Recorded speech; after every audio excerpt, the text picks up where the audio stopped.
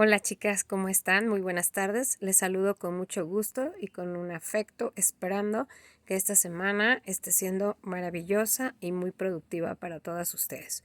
Bueno, el tema que nos compete en este sábado próximo es el pensamiento y sus características y cómo nos va guiando hacia la afectividad. Ya hemos hablado de neurotransmisores, ya hemos hablado de afectividad en el niño. Ahora vamos a hablar de esta parte del pensamiento. Y bueno, el pensamiento es una actividad y creación de la mente. Incluye actividades racionales del intelecto, abstractas de la imaginación. Es decir, estamos pensando en algo que quizás no existe, que puede ser abstracto, que puede ser parte de una imaginación, o estamos haciendo una creación de algo que estamos aprendiendo. Por ejemplo, ahorita estamos aprendiendo sobre la afectividad del niño, estamos hablando sobre psicología de la infancia. Entonces estamos pensando, estamos haciendo pensamientos relacionados con esta parte cognitiva. Hay pensamiento básico, que es regulado por la memoria, es el primario, es el básico y fundamental que va a garantizar la supervivencia o la sobrevivencia del ser humano. Y hay una adaptación al medio. Se me viene a la mente como un ejemplo, si alguien ha visto la película de los Croods, donde ellos se meten a una cueva porque creen que afuera, a la hora que se va el sol, pues pueden pasar muchas cosas. Entonces hacen pensamientos en su imaginación, o mejor dicho, relacionados con la imaginación acerca de lo que hay afuera. No es parte de algo cognitivo, de algo que saben que va a suceder, sino imaginan algo. Cuando la chica sale de la cueva y se da cuenta de que todo lo que imaginaban pues no es cierto, y entonces viene la parte del intelecto, ¿no? Y bueno, también puede ser generado, como lo menciona en este ejemplo, por parte de las emociones. Y de emociones hablábamos de neurotransmisores, de emociones que vienen creadas por el hipotálamo. Entonces pueden ser pensamientos de enojo, pensamientos de ira, pensamientos de frustración, etc. Por ahí les pongo unas diapositivas donde yo les menciono algunos tipos de pensamiento, como es el pensamiento lógico, que es aquel que se desprende de las relaciones entre objetos y que procede de la propia elaboración del individuo. Surge a través de la coordinación de las relaciones que previamente hemos creado con objetos.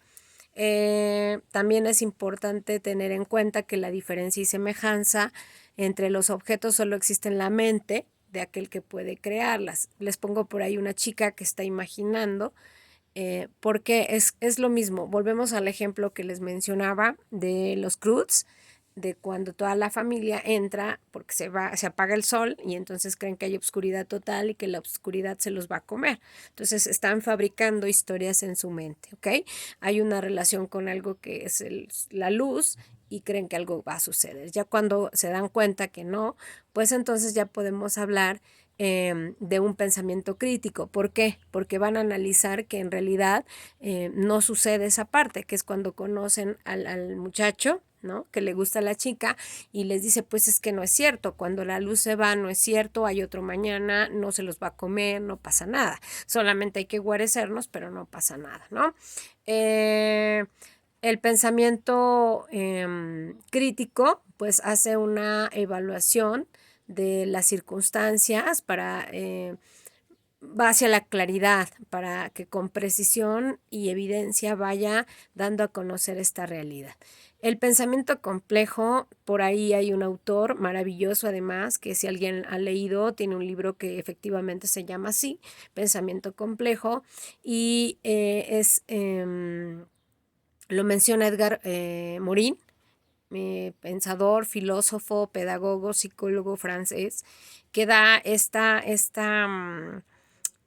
pues esta palabra de pensamiento complejo, donde él dice que es la capacidad de ir interconectando lo que vamos teniendo aquí en la mente con lo que vamos haciendo una realidad. Y para ello también en psicología trabajamos este pensamiento complejo porque vamos metiendo emociones.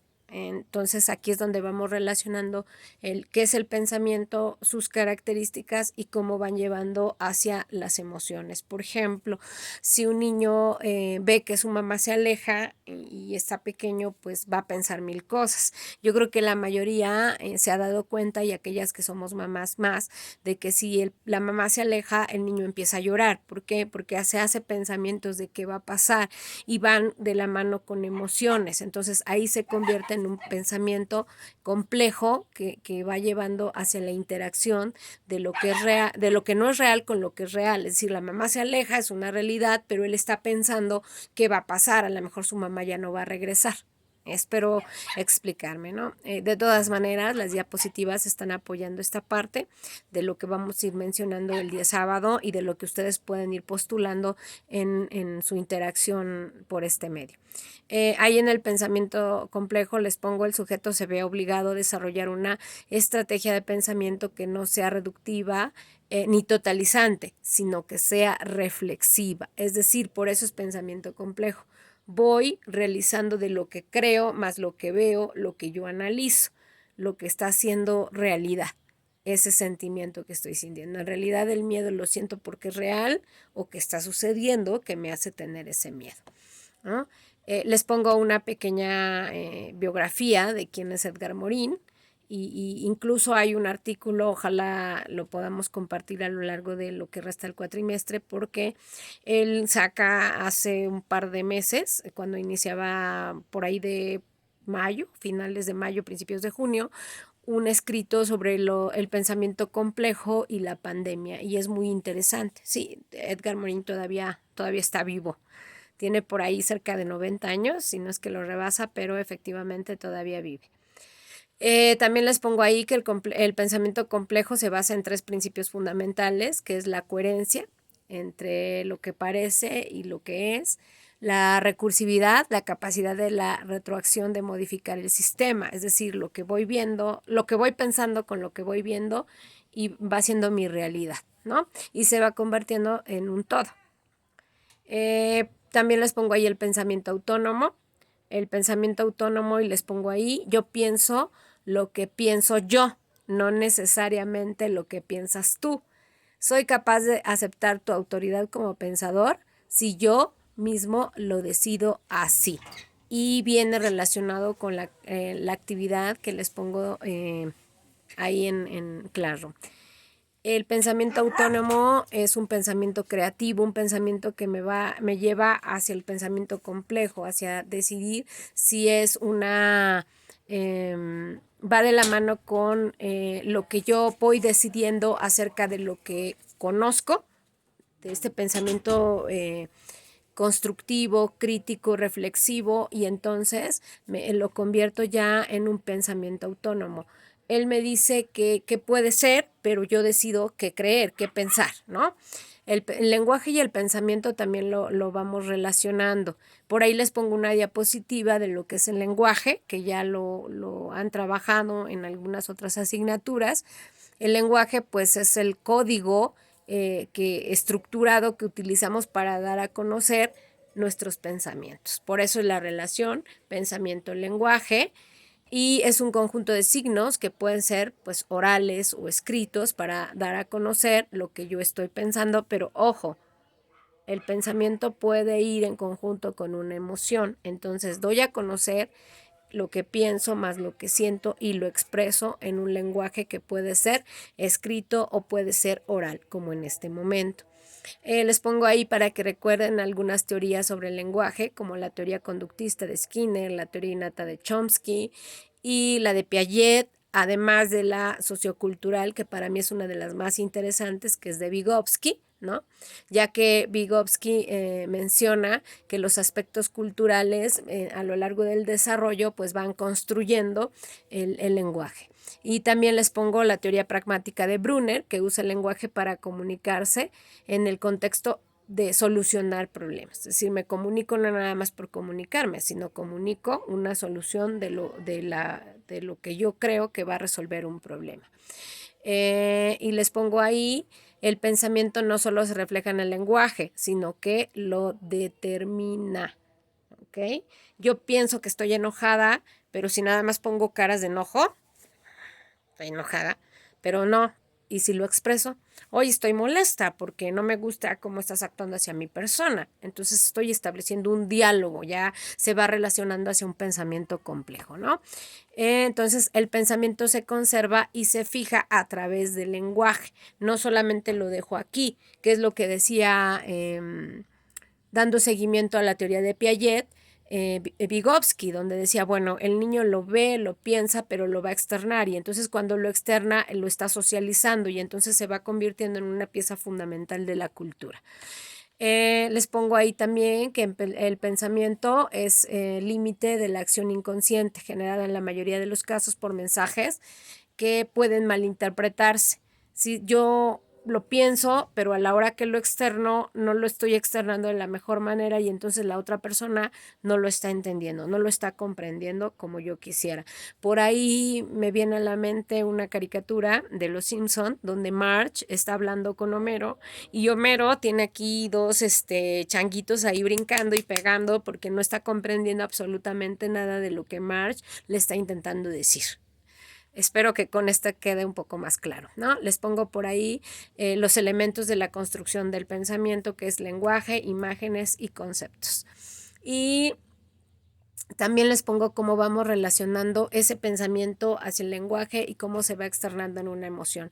Yo puedo estar pensando, las extraño, pero pues si no se los digo, si no lo externo, pues a lo mejor pongo mi cara de tristeza de que las extraño, pero si yo les digo, chicas, es que las extraño mucho, mucho y deseo ya vernos pronto, entonces yo estoy pensando, estoy externando un sentimiento y lo estoy haciendo una realidad, ¿no? Por ahí les pongo algunas frases, les pongo unos pequeños ejercicios para generar la habilidad mental, esta habilidad que hace mención en el pensamiento complejo Edgar Morin. Y bueno, les pongo ahí para recordar que es una emoción, que son esos impulsos que se tienen o se sienten y determina una acción, que es como el ejemplo que yo les daba.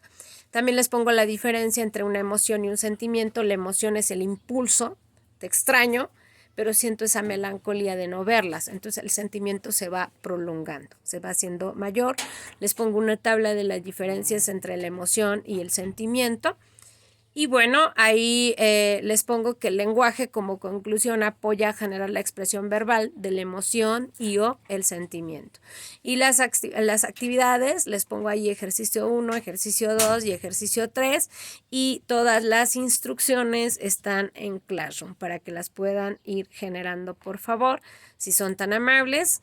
Les pongo 3 videos, el proceso del pensamiento, el otro que se titula Inalcanzable, que es el pensamiento de los genios, de cómo se cree que se generan estos niños de CI alto, lo que era coeficiente intelectual elevado antes, ahora mencionan aptitudes sobresalientes, y un video que estoy segura les va a encantar, que es La mente de Einstein, cómo ir desmenuzando el pensamiento, lo que está sintiendo, lo que está generando el pensamiento intelectual de una persona como lo fue Einstein, pero cómo no se iba correlacionando con las emociones. Entonces, de hecho, la vida personal de Einstein pues es muy compleja porque a pesar de que era un genio de las matemáticas, un genio en muchas situaciones como de química, física, matemáticas, pero no lograba externar las emociones como debería. Incluso algunos psicólogos han sacado postulados de que Einstein padecía espectro autista, que es una parte de autismo, porque no lograba encajar lo del pensamiento con las emociones y entonces su lenguaje era parco, ¿no? Era generado solamente hacia lo concreto. Y por ahí les pongo la música de la actividad que van a hacer y obviamente sus diapositivas. Pues esta es nuestra sesión del día de hoy. Yo creo que es una sesión bastante interesante. Me gustaría mucho que pudieran postular algunas ideas a lo largo de nuestra anterior a nuestra sesión. Les mando un abrazo y les mando mi cariño. Cuídense mucho. Besos y bye bye.